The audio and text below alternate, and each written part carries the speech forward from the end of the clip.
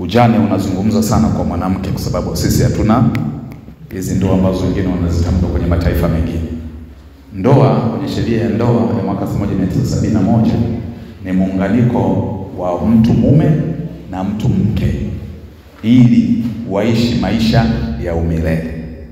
Kwa hiyo sheria inatambua umilele. Sawa? Na Mungu anatambua umilele.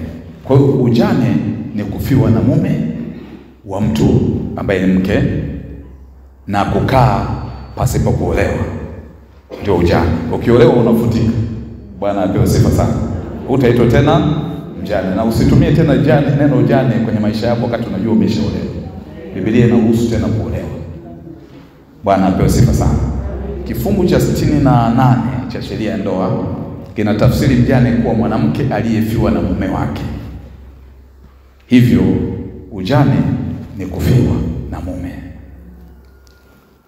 Kila wakati kwenye maisha hapa duniani tunategemeana. Katika kipindi cha utoto, mategemeo ya watoto huwa ni kwa wazazi, ndugu, jamaa na marafiki. Na mfumo wetu wa maisha huwa unabadilika kadiri ya umri unavyosogea. Katika kipindi kinavyozidi kusogea, tunaweza kujikuta sasa tunakwenda masomoni, tunakutana na watu wengine, walimu, marafiki, jamaa na kadhalika. Lakini Mungu anatusogeza sana. Umri unapoongezeka, tunajikuta sasa tunaingia kwenye mahusiano. Ndio baadaye tunaingia kwenye ndoa. Na zao la ndoa ni watoto. Mungu anatubariki watoto. Lakini kwenye ndoa pia tunapata mali na kadhalika na kadhalika. Hivi vyote ni vitu vya kwetu kutoka kwa Mungu. Kama ndoa itadumu kwa muda fulani, bado tutegemee pia kuna mambo fulani yatatokea kwenye ndoa. Magomvi, kutengana, lakini kuachana pia. Sasa kuachana kwenye ndoa sio ujane. Sio kama naeleweka? Ni lazima ukae kwenye mazingira hayo yanayotafsirika mwenzako ameondoka. Sasa kuna upweke ambao sio unaotokana na ujane. Kuna upweke mwenzako amesafiri, kuna upweke mwenzako mpo pale chumba kimoja, lakini kajamaa kameamua kulala chini tu miaka yake yote. Haleluya. Kuna upweke pia ambao unatokea hata kama kajamaa kalali chini, kila ukikahudumia aka appreciate, akakubali chochote, akaonyesha upendo, ule nao ni upweke. Unakaa na mtu ambaye yani kila mkiamka asubuhi hazungumzi, ukimuuliza bwana unaumwa asemi, anaenda kuambia dada zake huko, anawaambia ndugu zake, mama yake mzazi, familia huko, unajua huyu jamaa anaumwa, lakini mke wake hajui chochote. Ule nao ni upweke, lakini sio ujane. Lakini jingine ambalo tunaliona ni kwamba katika upweke kuna mambo huwa yanatokea, whether umefiwa au ukiwa upweke katika hali ya kawaida. Moja, Mungu ametukadiria siku zetu. Zaburi ile 90:12 anasema atupe hekima ya kuzihesabu siku zetu, kuzijua. Sasa katika upweke kuna mambo huwa yanaingia sambamba na hali ya kawaida. Kunatokea athari katika mwili, katika maisha. Wanasema unaanza kuingia kwenye mazingira ambayo hukuwahi kuyaingia. Kuna familia nyingine inaingia kwenye madeni sababu baba atoe chakula. Unaamua kukopa vikoba, na unasema kina mama waingia kwenye kumbi. Angalia maisha ya pale familia yanavyokwenda. Wana vikoba vingi, angalia maisha yanavyokwenda. Lakini kwenye upweke wengine anaingia kwenye msongo wa mawazo. Anaanza kujiuliza, kwa nini niliingia kwenye ndoa? Kwa nini niliingia kwenye ukoo? Kwa nini? Kumbe hapo nyuma aliomba sana Mungu ampe hayo maisha. Alafu baadaye shetani ameingilia kati. Ziko changamoto ambazo pia zinatokea kwenye familia. Uwe umefiwa au uwe mpweke. Wengi hasa nyinyi na mama huwa wanawapa majina ambayo hawamkustahili. Na hayo majina yanatoka tena kwa wanawake wenzenu.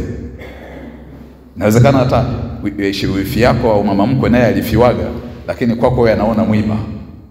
Na wengi sasa tunakosa makubwa tunayoyafanya ni kuangalia wale ambao wanatusema vibaya au wanatuangalia vibaya bila pia kuangalia hali zao. Sio kama naeleweka? Amen. Yaani kuna kama mtu anakuambia maneno ambayo ukiangalia hali yake mbona unasema afadhali yameni. Si ndio hivyo? Sasa huyu mwanamke tukameingia kwenye familia yetu ametuvuruga, lakini wewe anayesema kavuruga familia za kutosha. Mchoyo sana, haya mwambie basi nitumia tena ya kutolea atumu. Kwa nini? Mungu huwa ametupa mioyo mema. Sawa? Na kwa kadiri unavyotenda wema sana, huwa unatengeneza kitu kinaitwa matarajio, expectation. Kadiri unavyotengeneza matarajio, watu huwa wanaamini kwamba hakitatokea tofauti kwenye maisha yao. Rahisi ni hii, kwamba ukiwa pale nyumbani, wote sisi tuna ndugu na wengi wanaotufanyia vurugu ni wale tuliozaliwa nao tumbo moja. Sio wambali. Kaka zetu, dada zetu, wajomba, mashangazi, wale tukiwaweka kwenye line anasomeka. Ni wale ambao sasa siku ya kwanza kifika pale nyumbani anakuta mkiweka chai. Si unajua kuna watu wanakunywaga chai hapa kama hotelini. Vimatunda kidogo, vimayai vya kuchemsha na vya kukaanga, vijuisi, uyoga, sio vya nini na vikitimoto viko vyote mezani. Hawaulizi vinatoka wapi. Sawa? Friji umemruhusu awe anafungua friji. Anafungua anakuta na kajuisi. Unakuta kajamaa kamekunywa chai, kawekwa na juisi ya parachichi. Kabla ya mchana kuna kajuisi kama pela. Kabla ya jioni kuna majuisi ya tango. Wewe umeenda zako kazini. Haka kajamaa kauliza mshahara unatoka wapi? Ulipwi, unapata wapi hivi vitu? Akauliza. Sasa vile vyote vinatengeneza matarajio, expectations. Baada ya muda wewe anza kuondoa mayai pale mezani. Ondoa matikiti maji. Afu anza kuleta, si ulikuwa unaleta nyama, lete dagaa. Hata kama kametoka kijijini kanakula dagaa. Nasema hapa nyumbani pameingia ruba. Na mara nyingi mnasukumiziwaga nyinyi. Bro mwenyewe yuko vizuri sana. Yaani kaka kanyoka hivi kama lula.